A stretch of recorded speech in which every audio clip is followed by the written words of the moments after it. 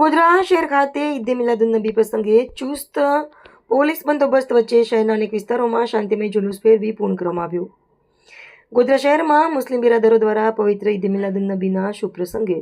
આ પવિત્ર દિવસની ઉજવણીના ભાગરૂપે મુસ્લિમ સમાજના અગ્રણીઓ અને યુવાનો દ્વારા જુલુસ કાઢવામાં આવ્યું, જેમાં પંચમહાલ જિલ્લા આઈજી વિધિ ચૌધરી અને એસપી હરેશ દુધાતનાઓના માર્ગદર્શન હેઠળ બી ડિવિઝનના પીઆઈ ગામિત, એ ડિવિઝનના પીઆઈ વસૈયા તેમજ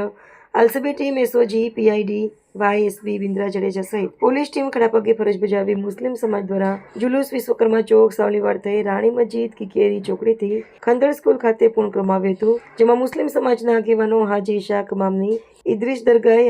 હાજી અલ્તાફ હયાત, અસલમ દુર્વેશ, અશફાક ચંદા, મુસ્લિમ મામની, શોકત ચુરમલી સહિતના અગ્રણીઓએ મુસ્લિમ સમાજ તરફથી ભરપૂર સ્વાગત કરવામાં આવ્યું હતું. આ પ્રસંગે ગોધરા શહેરના મુસ્લિમ અગ્રણીઓ, યુવાનો અને સામાજિક કાર્યકરો